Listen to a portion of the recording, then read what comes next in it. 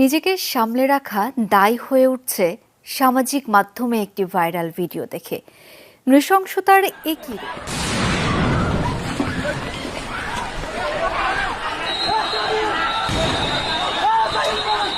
একটি ভ্যানে নিথর দেহের স্তূপ, কয়েকটি লাশ ঢেকে দেওয়া হয়েছে জীর্ণ চাদরে। আসসালামু আলাইকুম সুপ্রিয় দর্শক বন্ধুরা, এবার হঠাৎ করে সামাজিক যোগাযোগ মাধ্যমে যে ভিডিওটি ভাইরাল হয়েছে সেই ভিডিও দেখে চোখের পানি কেউ ধরে রাখতে পারেনি। দর্শক বন্ধুরা, একের পর এক যেন ব্যানের মধ্যে লাশের পাহাড় বানিয়ে ফেলছিল পুলিশ সদস্যরা, কিন্তু সেই ভিডিও থেকে আরও ভয়ঙ্কর কিছু ঘটনা ঘটেছে সেখানে। দর্শক বন্ধুরা, এবার সেই সকল বিষয়গুলোকে কেন্দ্র করে আপনার মাঝে বেশ কিছু গুরুত্বপূর্ণ তথ্য তুলে ধরেছি। কতটুকু অমানবিক হলে এমন করতে পারে মানুষের সাথে। তো দর্শক বন্ধুরা, চলুন আমরা সেই সকল তথ্যগুলো জেনে নেই। অবশ্যই পুরো ভিডিওটি দেখবেন, তাহলে বেশ কিছু গুরুত্বপূর্ণ বিষয় জানতে পারবেন।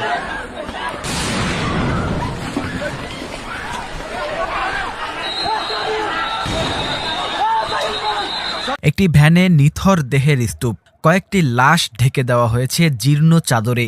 মাথায় হেলমেট ও ভেস্ট পরা পুলিশ সদস্যরা স্তূপ করা লাশের উপর রাখছেন আরও মরদেহ। সেটিও ঢাকা হয় রাস্তার পাশে থাকা পরিত্যক্ত ব্যানার দিয়ে। তা সত্ত্বেও দেখা যাচ্ছে নিথর দেহগুলোর ঝুলে পড়া সারি সারি হাত। বীভৎস লোমহর্ষক এমন একটি ভিডিও ক্লিপ সামাজিক যোগাযোগ মাধ্যমে এখন আলোচনায়।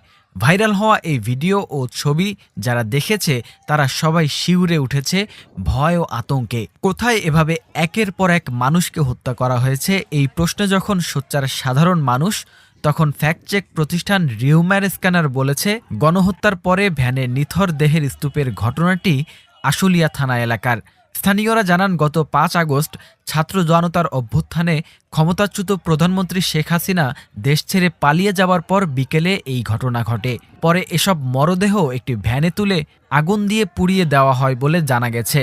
গোপনে ধারণ করা এই ভিডিও ফুটেজ পর্যালোচনা করে স্থানীয় গণমাধ্যম কর্মীরা বলছেন, গণহত্যাকাণ্ডের পারিপার্শ্বিক প্রমাণ মুছে ফেলতে রহস্যজনকভাবে রাতারাতি থানার পাশের সামনের দেয়ালের রং মুছে তা পরিবর্তন করে দেওয়া হয়। এছাড়া ঘটনাস্থলের আশপাশে থাকেন এমন দুজন দাবি করেন, ভিডিওতে দেয়ালে থাকা পোস্টারে যাকে দেখা গেছে তিনি আশুলিয়া ধামসোনা ইউনিয়নের ৭ নম্বর ওয়ার্ডের মেম্বার পদপ্রার্থী আবুল হোসেন ভূঁইয়া। তবে গণহত্যার বীভৎস সেই চিত্র মুছে ফেলার প্রচেষ্টায় সেই পোস্টার এখন সরিয়ে ফেলা হয়েছে। নাম প্রকাশ না করার শর্তে স্থানীয় বাসিন্দারা বলেছেন, ৫ আগস্টের পরপরই সব দেয়ালে নতুন রং করা হয়েছে। সাব্বির আহমেদ নামে আশুলিয়ার একজন সাংবাদিক জানান, ভিডিও চিত্রটি আশুলিয়া থানার সামনে থেকে করা হয়েছে। পরে এই লাশগুলো পুড়িয়ে দেওয়া হয় বলেও স্থানীয় গণমাধ্যম কর্মীরা জানান। ভাইরাল হওয়া ভিডিওতে নির্বিচার গুলিতে গণহত্যার পর ভ্যানে তোলা কয়েকটি মরদেহের স্তূপের পাশে পুলিশকে হাঁটাহাঁটি করতেও দেখা গেছে। তাদের একজনকে ইতোমধ্যে শনাক্ত করা হয়েছে। তিনি ঢাকা উত্তর গোয়েন্দা পুলিশের পরিদর্শক আরাফাত হোসেন। বিষয়টি প্রকাশ্যে আসার পরে আত্মগোপনে চলে গেছেন তিনি সহ ভিডিও চিত্রে থাকা পুলিশের সকল সদস্য। অধস্তন কর্মকর্তার ছবির বিষয়ে জিজ্ঞাসা করলে ঢাকা উত্তর পুলিশের ভারপ্রাপ্ত কর্মকর্তা মোহাম্মদ রিয়াজউদ্দিন আহমেদ বিপ্লব ছবিটি আরাফাতের বলে নিশ্চিত করেন। প্রায় ২ বছর আগে তিনি ঢাকা জেলার গোয়েন্দা বিভাগে যোগ দেন। রিয়াজউদ্দিন আহমেদ বিপ্লব বলেন, এই ছবি সোশ্যাল মিডিয়ায় ভাইরাল হওয়ার পর আরাফাত মানসিকভাবে ভেঙে পড়েছেন। এখন উপরে আল্লাহ, নিচে আপনারা। সেদিন আমরা কোনো গুলি করিনি। অলিগলিতে হাজারো ছাত্র জনতা আমাদের ঘিরে ফেলেছিল।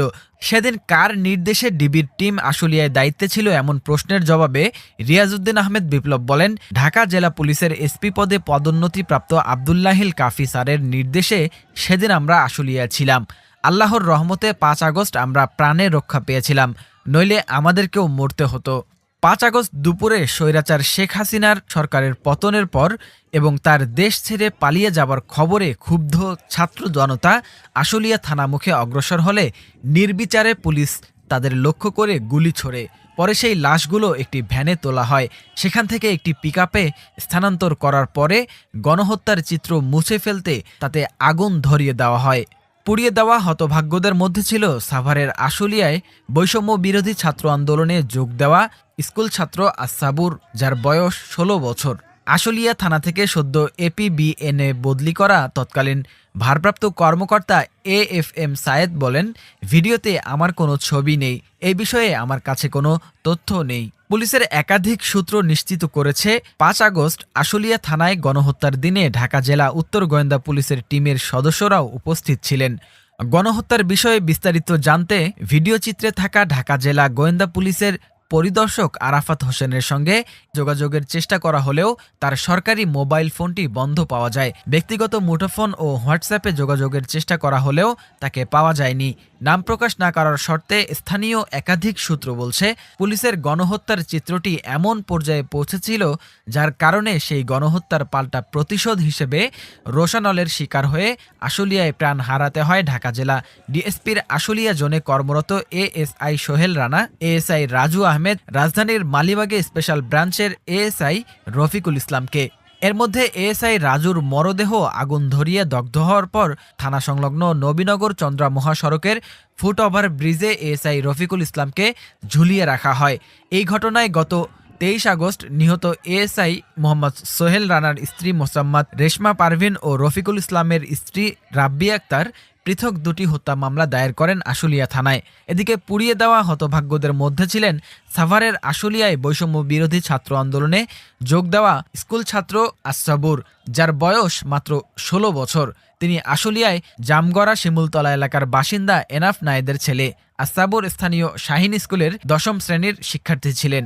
গণহত্যার নিষ্ঠুর ও নৃশংস এই ঘটনা ধামাচাপা দিতে আশুলিয়া থানায় মামলা করেছিলেন আশুলিয়ার চিত্রশাইল এলাকার শাহিদ হাসান ওরফে মিঠু।